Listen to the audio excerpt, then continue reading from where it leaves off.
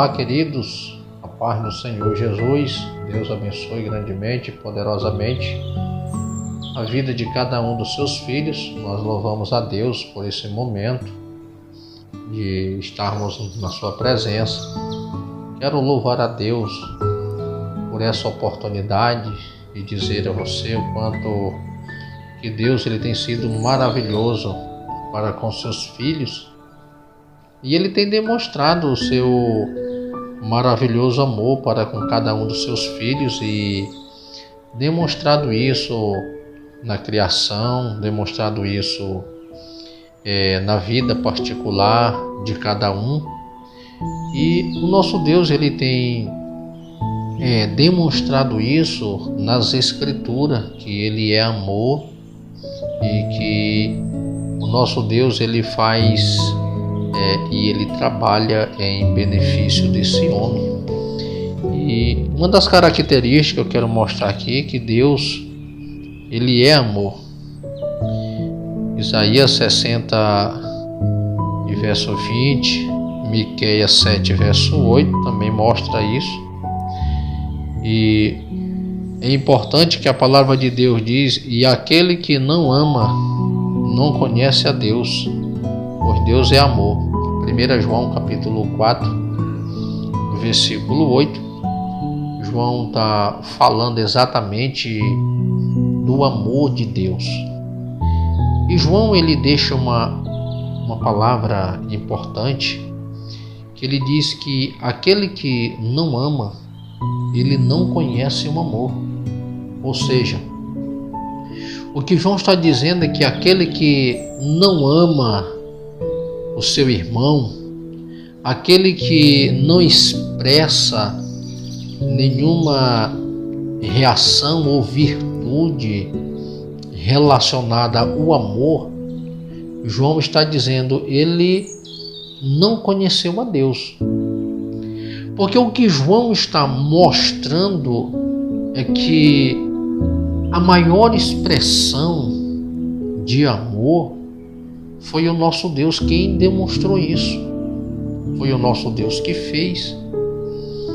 Observamos que João 3 e versículo 16, ele mostra exatamente a expressão, uma demonstração do amor de Deus.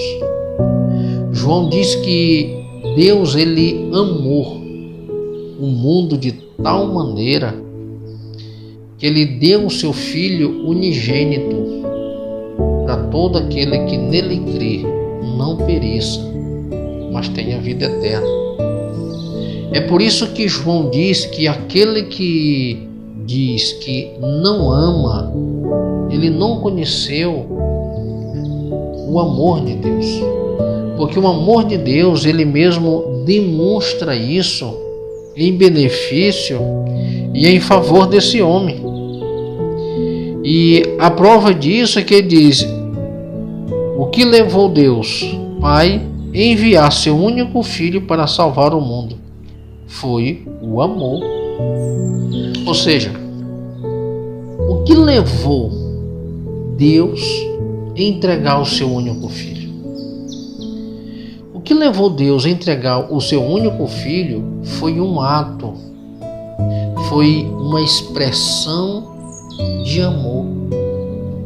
Se não vejamos, o homem não tinha nenhuma condição de chegar a Deus pelos seus próprios méritos.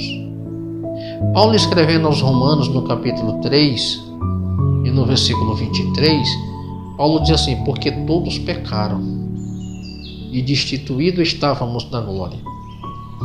O versículo 9 desse mesmo capítulo de Romanos 3, Paulo diz que não havia ninguém que buscasse a Deus. Não havia nenhum homem que promovesse um culto de louvor e de arrependimento a Deus. Então, se todos pecaram e destituídos estávamos da glória de Deus, e se ninguém buscava a presença de Deus, então agora o próprio Deus, ele vai em busca desse homem. desse homem caído, desse homem que está sem nenhuma condição, sem nenhuma força para reagir, sem propósito nenhum. Deus vai em busca desse homem, porque o caminho foi fechado. A Bíblia nos diz que quando o homem pecou lá no Éden, quando Adão pecou, Deus expulsou Adão do Éden e colocou anjos vigiando para que o homem não pudesse retornar ao Éden. Observe que ao mesmo tempo que esse homem é expulso do jardim, que esse homem agora ele está vivendo do suor do seu rosto, esse homem agora ele vai trabalhar para sobreviver. Ao mesmo tempo, esse homem ele passa agora pelo um processo chamado processo da morte.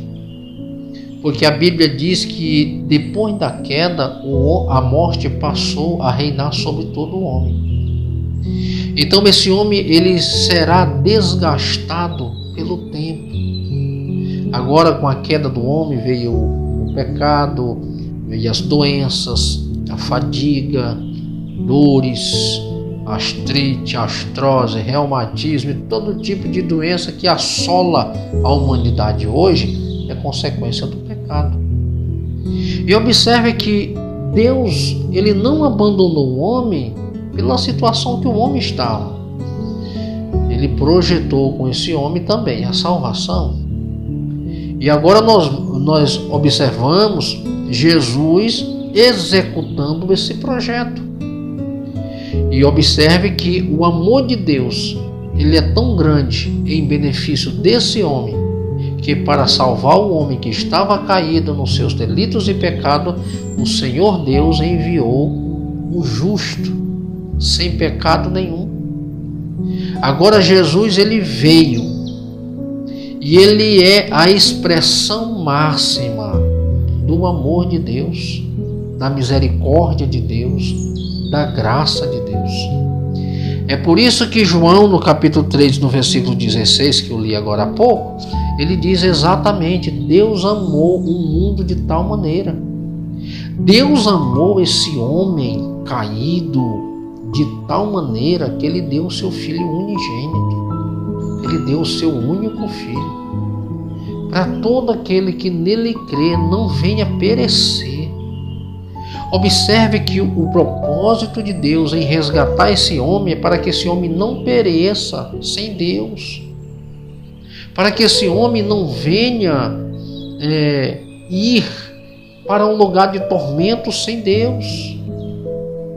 Deus tira esse homem dessa condição de pecador e transforma ele agora em uma nova criatura.